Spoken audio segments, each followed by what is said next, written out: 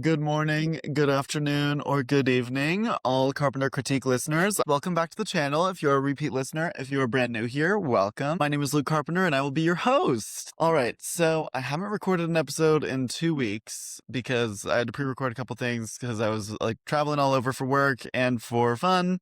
So I've now been to DC. Woo woo! I'd never been to Washington, D.C. before, and I went with my good friend Cole. Shout out Cole if you're watching. It was really great. I had such a good time. It was so nice. Honestly, all the buildings were really great. Shout out to DC. Also, I got to see my friend Grace. Grace, if you're listening, hi Grace. But yeah, loved DC. That was really great. But now I'm back, and so if I'm a little rusty, I just might have to really heavily edit this episode because I am tired, I'm exhausted, but I'm here, and I have to film it today because I'm gonna post it tomorrow, and, gotta do what you gotta do.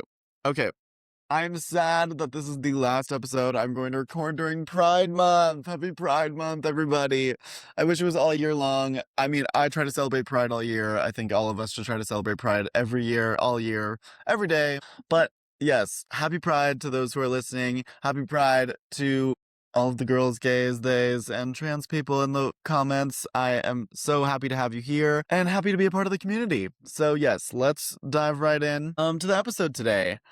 Today, we're going to go over Voicemails for Isabelle, a brand new movie on Netflix starring Zoe Dutch and Nick Robinson. I don't know I'm pretty sure it's Zoe Dutch, not Zoe Deutsch, but I'm probably going to go back and forth with the pronunciation for this whole episode. And it's also directed by Leah McKendrick, who I have been a fan of for quite a bit now. She came out with a movie a little bit, okay, for background, if you are new to the Carpenter Critique, welcome. Hello, I'm Luke. Nice to meet you. So glad to have you here. Every week, I post a video on Monday where I go over a new TV show or a movie, and I compare it to a research psychology article. I love research psychology, and I just want to show how TV and movies can really inform what's happening in psychology today, as well as vice versa. Psychology helps us understand the characters better, and understand ourselves better as we move through this world. I also think social and emotional learning and placing names on different emotions that we have, as well as characters that we resonate with, is so important. And we can learn not only a lot about people through art, but a lot about ourselves through art. So yes, that is why I have the podcast, and I am so glad to have you here. This week, I watched Voicemails for Isabelle on Netflix, which I'd been looking forward to because I'm so pumped. I love a rom-com, and I think especially this director, Leah McKendrick. I've been a fan of her work for a while. She actually came out with a movie called Scrambled, which is available on Hulu. If you have not watched that movie, it is really, really great. It's kind of a self-love journey about how she's going to freeze her eggs. Loved it. It was so good. She's very funny.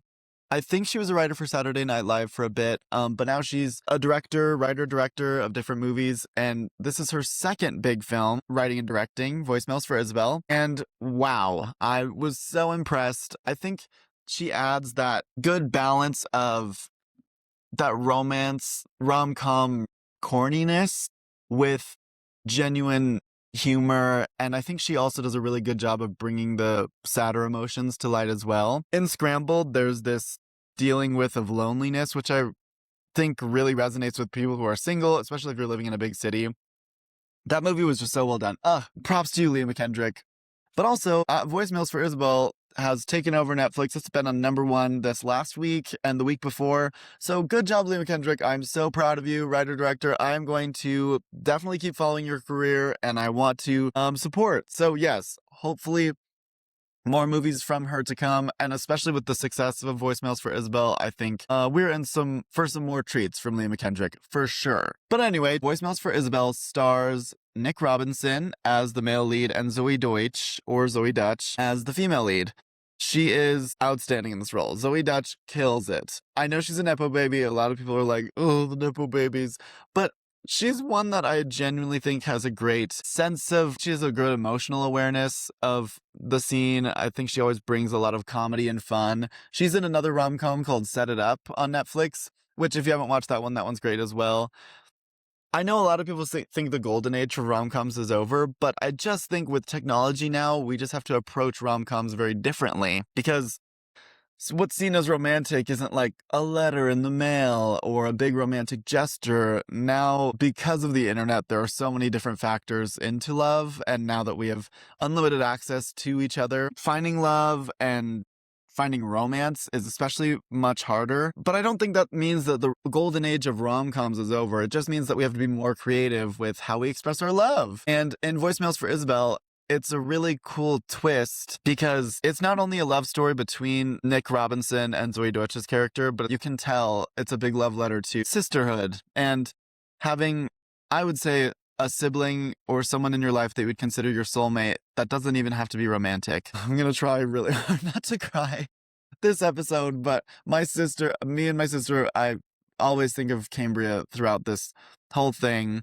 Just because, I mean, for those who don't know, I have two younger sisters. One, her name is Paige, and one's name is Cambria. And me and Cambria specifically have gone through a lot of different things, and our mom has died. It's kind of just been this wavelength of how do you support a sibling as they go through really, really hard times. And because so much of our life is shared, we have the same parents, obviously, and we have a lot of the same experiences. We're both part of the LGBTQ community, and we both were raised very religious. So there's just a lot of parallel experiences in our lives, and it's been really great to have someone, I don't know, not to just lean on emotionally, but also be able to know that there's always going to be someone there for me. And yeah, Cambria always jokes that we're soulmates, and sometimes I'm like, ugh, Cambria, like, don't weird me out right now. But I do think part of why I was brought into this world is to be an older brother, and yeah, I just felt very strongly in this connection with, I don't know, I think me and Cambria both related to the sister storyline really, really closely. So to give context about this movie, Voicemails for Isabelle is about two sisters. One's name is Isabelle. I think I've said the title about 30 times in the last 3 minutes. So one of the sisters' names is Isabelle, played by Ciara Bravo, and Isabelle has cancer. I mean, spoiler alert, but it is in the trailer. Isabelle does die very early on in the movie. And Zoe Deutsch's character is Jill, who is the older sister to Isabelle. The movie is more centered around Jill's life. It's kind of how Jill deals with the loss of her sister. She's trying to make it as a baker in San Francisco. She works for this restaurant that's run by Ron Swanson. I forget his name. Nick Offerman, who kills it, by the way. Everybody, this whole cast is it's a really, really good cast. Lucas Gage is in it.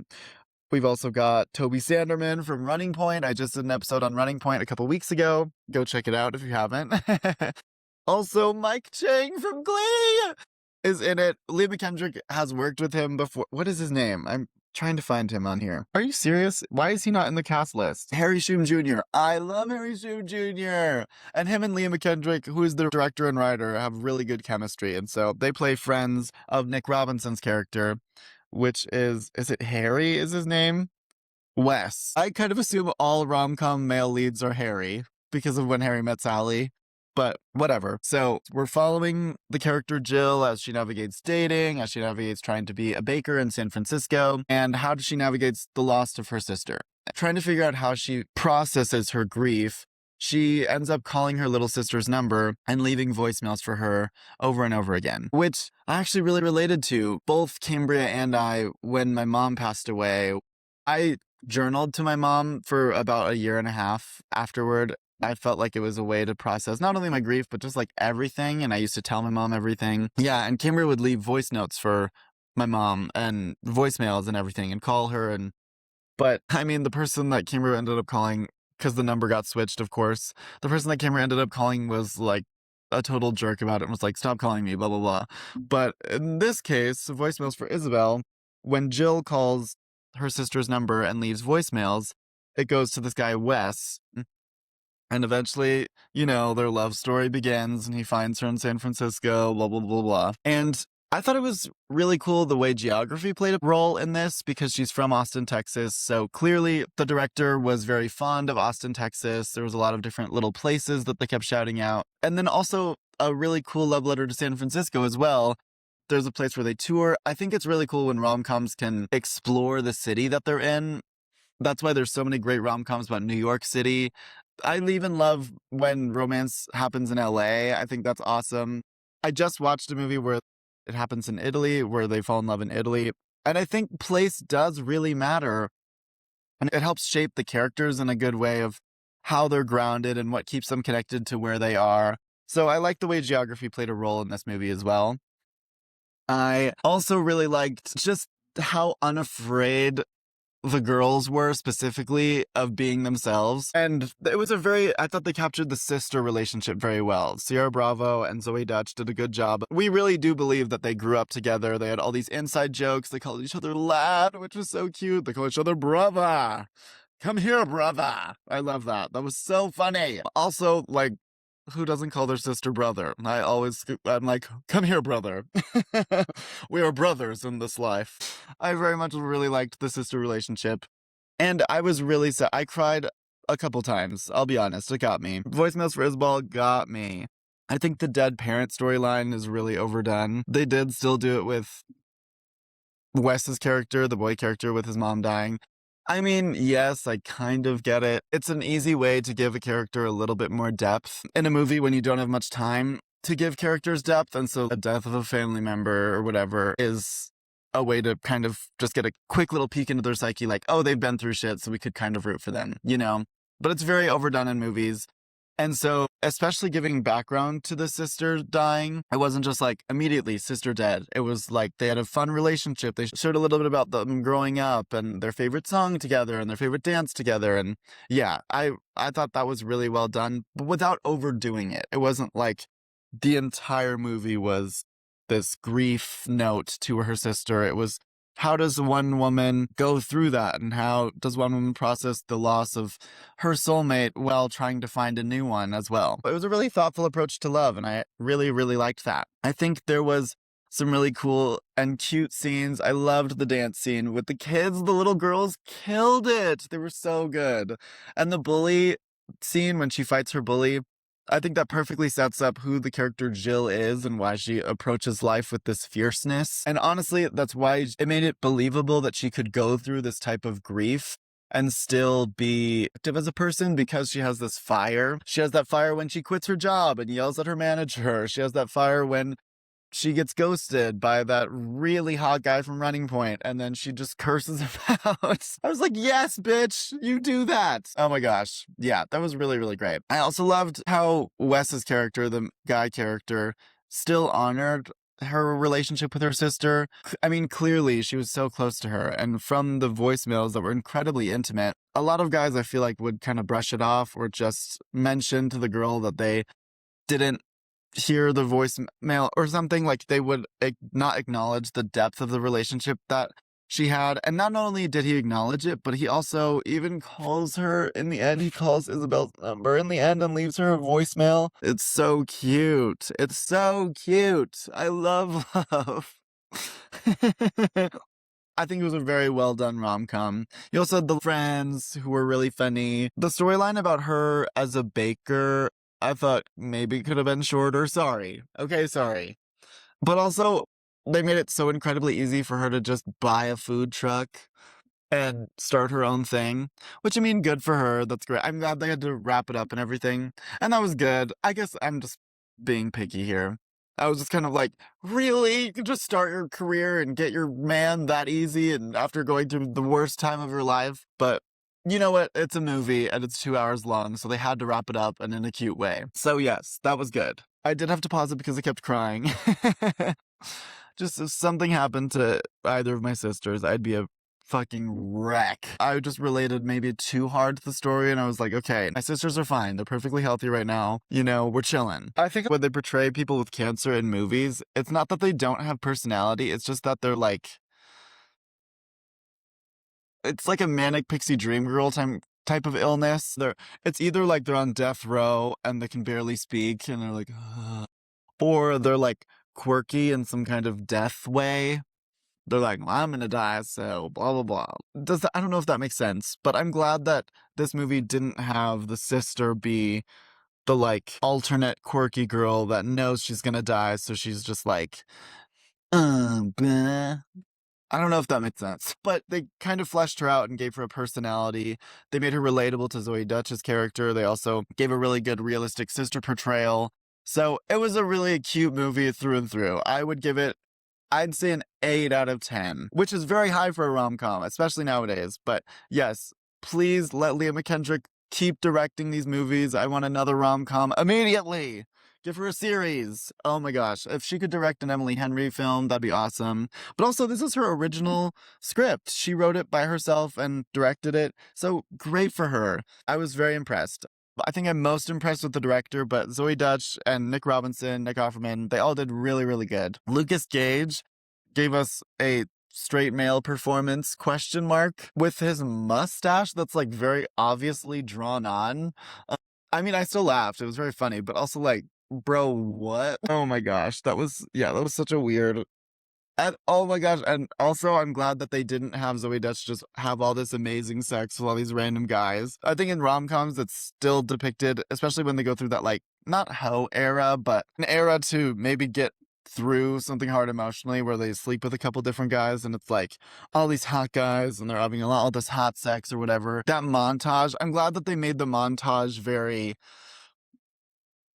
real. That one guy who comes in his pants after the after they just kiss one time. Absolutely. They didn't make all of her sexual encounters really awesome, which I think Hollywood also tends to do. Leah McKendrick did a very nice job of including all these very real and funny moments. And yeah, picking up on the awkward situations of life and just putting that, it's like a bunch of different little awkward moments that are back to back to back. And the jokes, it's like, keep them coming. It was a really good movie. I don't know if I should give any more away. I mean, what is there to give away? Of course, they end up together in the end. And it all works out. She has a successful baking company by the end of it, and San Francisco is still beautiful. So that's basically all the spoilers that happen. Yeah, I think the trailer honestly does give a lot away, but what can you expect? It's a Netflix rom-com. And I would say of the Netflix rom-coms, it's definitely in the top tier. It's of the, like, probably top 5 Netflix rom-coms. I think maybe To All the Boys I Loved Before is up there. Set It Up, I'd put it up there. I'm trying to think of the ones that are Netflix originals, because I know Past Lives is on Netflix, and I love Past Lives, but that's not a Netflix original. I don't know. Who can keep up nowadays? But anyway, let's dive into the research psychology article, because I'm really excited for this week. Okay, so this one isn't necessarily a research psychology article. It's just article written about the relationship between grief and love. And so it's called The Role of Grief in Relationships and Impact on Connection. This is actually a blog post, but it's a very intelligent, very resource-backed blog post written by Patricia Alvarado.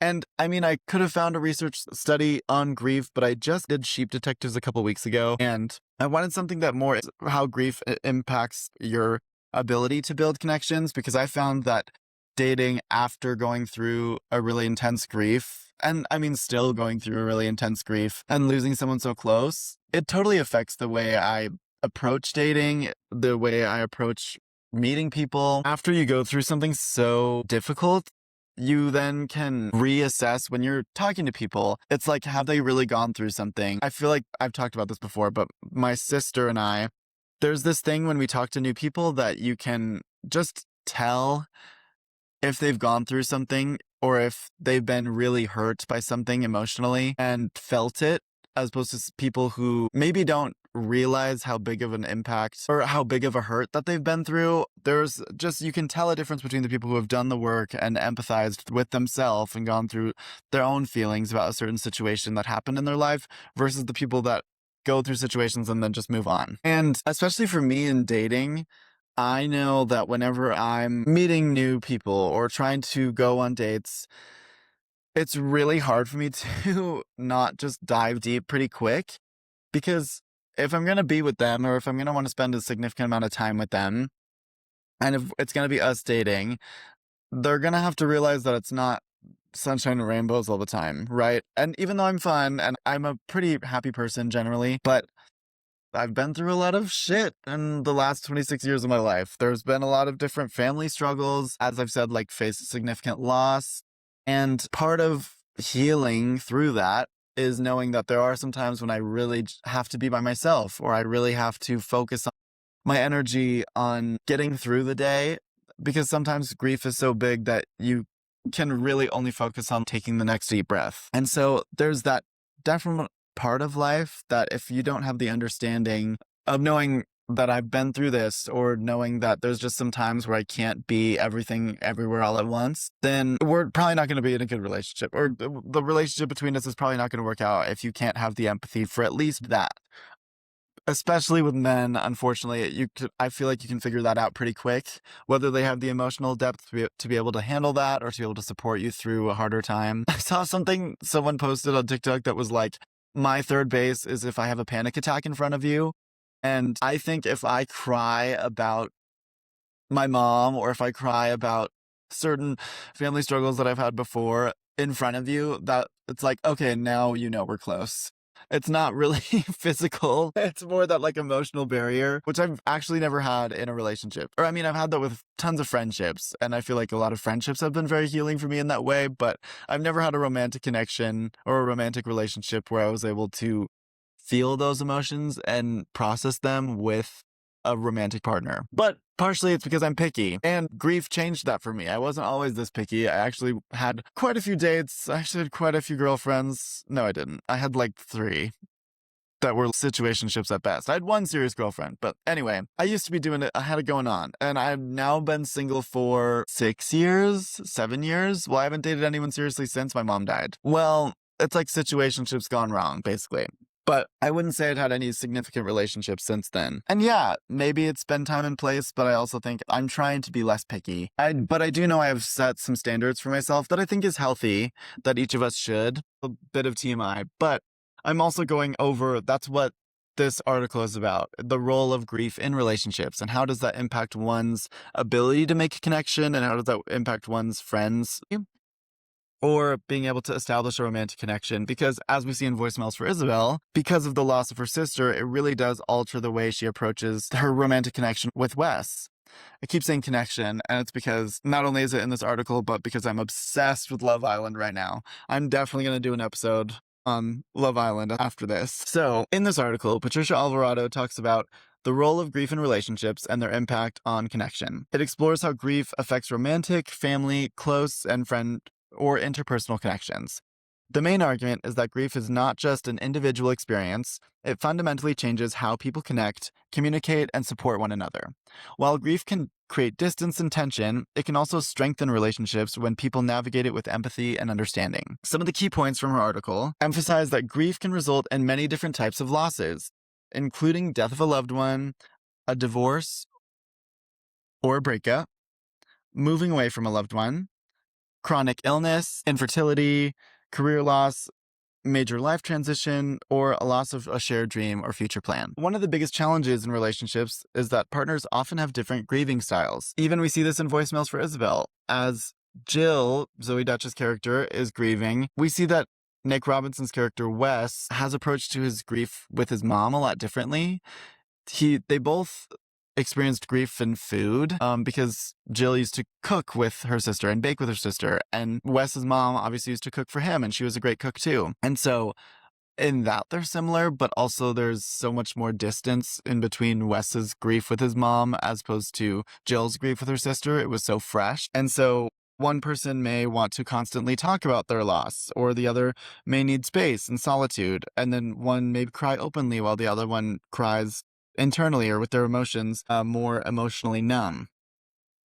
These differences often can lead to misunderstandings, and if your partner or whoever you have this connection with assumes that there is a correct way to grieve, then it's all going to go downhill from there. Grief also changes your emotions and behavior. I always describe this as when you're going through grief, it's like if this is your emotional range, sorry for listeners only, I guess I'm gesturing with my hands, this certain range that you have emotionally, you kind of open down. If this is the happiest I've ever been before grief, and this is the saddest I've ever been before grief as well, then after the grief, you open down and you're able to be so much sadder than I had ever been before. And it is scary and it's really hard, but it gives you this new sense of, oh wow, there is this depth of emotion that was really unexplored by me. Sometimes it does, at least for me, it allowed me to really see the world differently. Like if I'm going through this right now and I'm barely keeping it together as it is, how do I even know what other people are going through?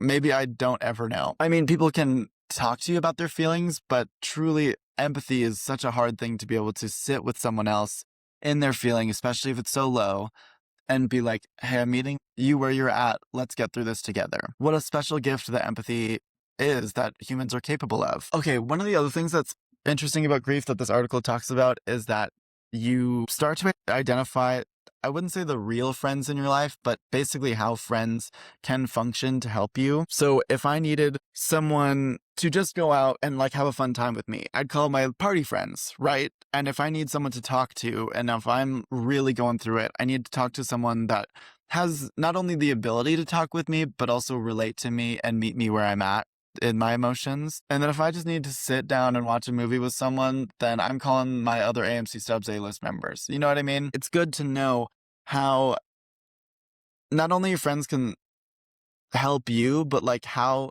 can you build your relationship with your friends without asking too much of them or asking, I don't know, maybe if you're looking for emotional support in friends that aren't really your emotional support friends, then you're obviously going to be let down. And grief does a really good job of, if you're thinking about it intuitively, how can I best connect with people and also keep my energy up and keep my emotions not in check, but keep my emotions, I'm going through it. How can I go through it not by myself? It's good to identify how friends can help and which friends are good for which purposes. I think is a skill in life that is really hard to identify, especially if you don't have many friends.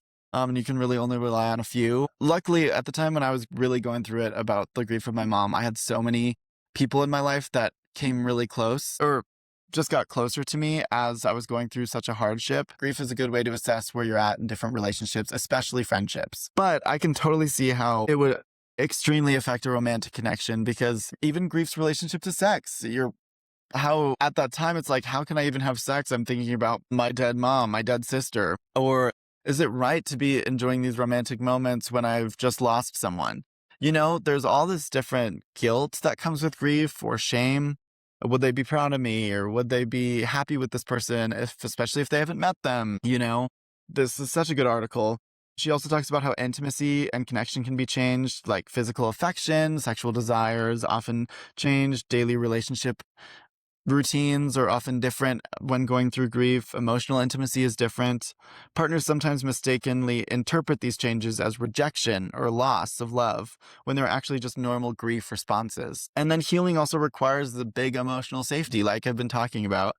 So how do you create, either for your partner or for yourself within a relationship, how do you create a non-judgmental space and allow you and your partner to grieve differently? How do you listen without trying to fix the pain and just sit in the pain and meet them where they're at? How do you validate their emotions? How do they want their emotions to be validated? How do you respect individual healing timelines while also trying to heal yourself? Healing is described as nonlinear, and many people may feel better one day and overwhelmed the next. Even myself, I know I have different grief responses where I'm really overwhelmed some days and I'm really overtaken with this emotional sadness. But then the next day I'm fine, or even the next hour I'm fine. All that to say, grief is complicated and it affects every single relationship in your life if you lose someone close.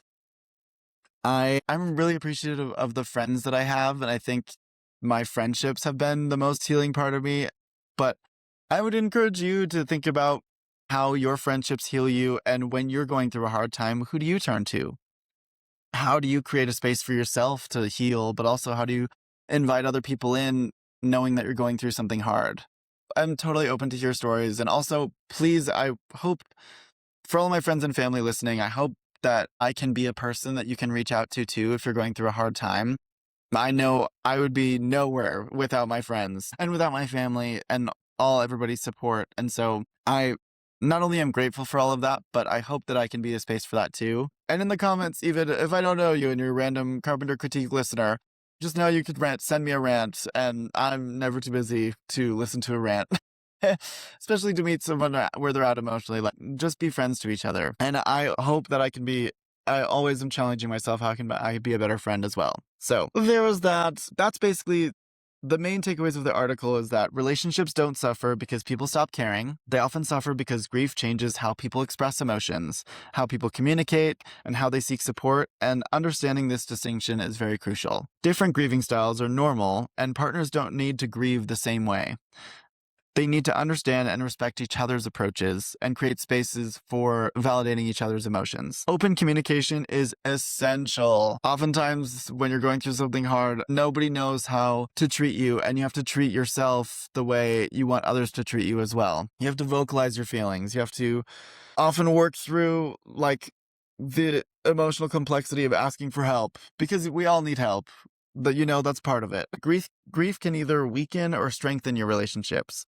You also start to see, when going through something really difficult, how some relationships just fall by the wayside. In my opinion, it's good riddance. The people that are going to show up for you really will show up for you. And just know that. Support matters. Strong social support, counseling, couples therapy, grief-focused interventions can all help people navigate loss while maintaining healthy connections. This article's central message is that grief inevitably changes relationships, but relationships can remain strong and sometimes become stronger when people acknowledge their differences in grieving, when they communicate openly and provide compassionate support through their healing process.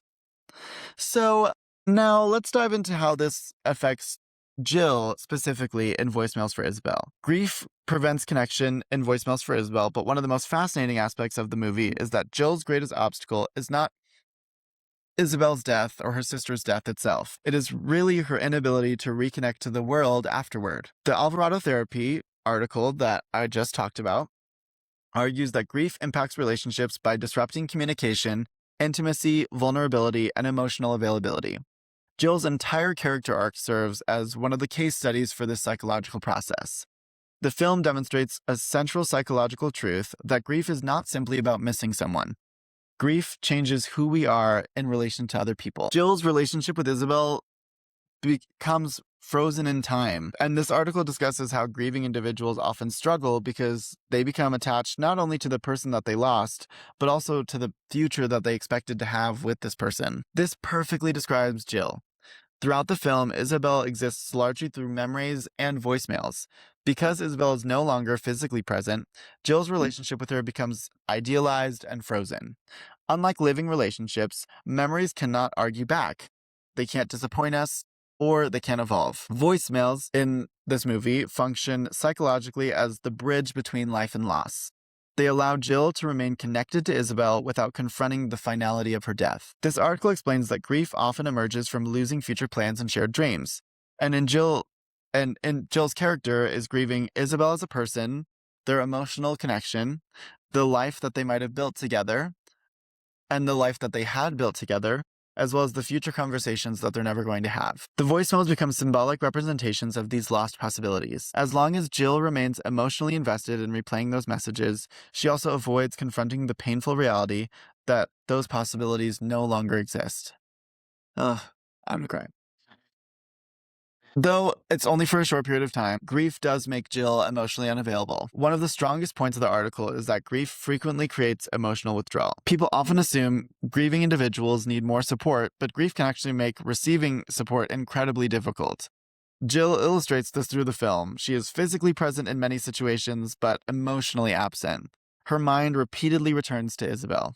Psychologists call this the preoccupation with the deceased. The grieving person spends so much emotional energy maintaining a connection with the lost individual that there is little energy left for present relationships.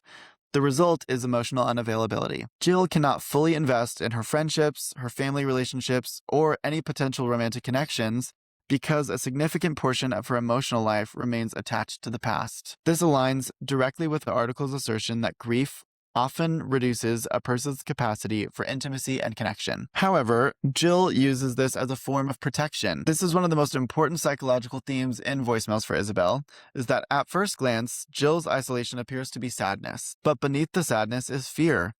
If Jill opens up her two new relationships, she risks being hurt again, losing someone again, accepting Isabelle's absence, and then moving into a future without her sister. From a psychological perspective, maintaining distance feels safe. This article explains that grief can make people build emotional walls. These walls protect against additional pain, but also prevent from healing. Jill's attachment to the voicemails functions as one of those walls. Every time she turns towards Isabelle's memory, she avoids turning toward the other person. Or another person. Now, that's a very boom, boom, boom, hard psychological truth. But I also think that, maybe it's a movie, but in real life, it's not like you're doing the future without that person, because that person is so involved in your life before and you have such a strong connection with them. Though your relationship is never going to experience anything new with that person, you are taking that person with you. And I know, especially me with the loss of my mom, I feel that there's this part of me that is always going to be like, part of my personality is because of her, and part of who I am today is because of her. And like, I know how she loved other people, and I try to love other people that same way. And so it's this weird psychological tension because they're not here, and I know that all of my memories with her are in the past, but these memories help inform my decisions today and help inform how I act and who I am because of her. Like, all of that is still with me today. So it feels too finite to be like, oh, this new life you're experiencing is without the other person. I mean, physically, yes, but emotionally and I would say spiritually and mentally, no. The voicemails represent this continuing bonds. What's really cool is that the male character Wes, played by Nick Robinson, one of the concepts that the article talks about is this grief theory of continuing the bond. Older grief theories suggest that healthy grieving requires letting go of the deceased. However, modern grief research argues something different. People rarely stop loving someone who has died. Instead, healthy grieving involves transforming the relationship, like I was just talking about. The voicemail symbolized Jill's continuing bond with Isabelle. Initially, the bond is rigid. Jill clings to the messages because they preserve the illusion that Isabelle is still accessible. Over time, however, she begins to understand something important. She does not need the voicemails themselves to maintain her connection with Isabelle. The relationship can continue internally through memory, meaning, and personal growth. The shift represents a healthier form of grieving. The article mentions that grief can interfere with intimacy. However, Voicemails for Isabelle explores this idea much more deeply. For Jill, moving forward feels morally wrong. Many grieving individuals experience what psychologists call survivor guilt or loyalty guilt, which is basically like, if I'm laughing, am I forgetting them? Or if I'm feeling happy, am I not remembering them strong enough? Jill appears trapped by these questions, and her difficulty forming new connections is not simply because she misses Isabelle, it's because her connection itself feels like betrayal. The film shows how grief can distort the meaning of love. Jill unconsciously believes she must choose between staying loyal to Isabelle or connecting with living people. The emotional breakthrough occurs when she realizes that they're not mutually exclusive choices. The film's ultimate message matches the article. The article concludes that grief can either damage relationships or deepen them depending on how people respond to it. Voicemails for Isabelle ultimately reaches the same conclusion. Jill's healing begins when she stops treating grief as something she must endure alone. She learns that connection does not erase loss.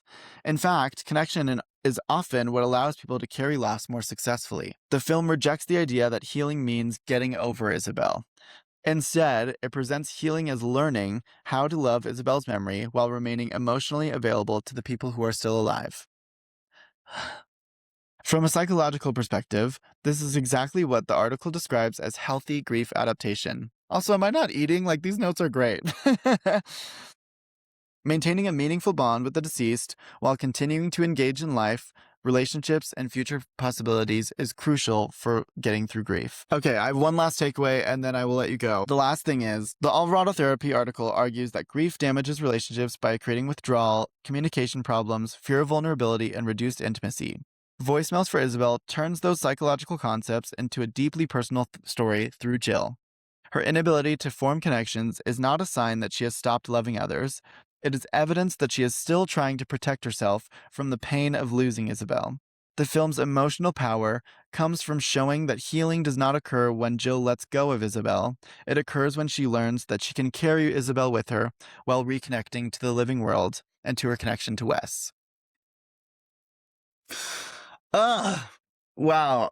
I mean, I know I wrote it, but like, damn, that is all I have for you today. I encourage you to watch the movie. I will also link the psychology article down below. Thank you so much for listening. I'm so appreciative of all those who engage with my content. If you want to follow me on any social media, I'm at The Carpenter Critique. And then if you want to subscribe on YouTube, hit that subscribe button, or you can follow on Spotify, Apple Podcasts, and Amazon Music. Thank you so much to everyone who's listening, and I will see you next week. Bye!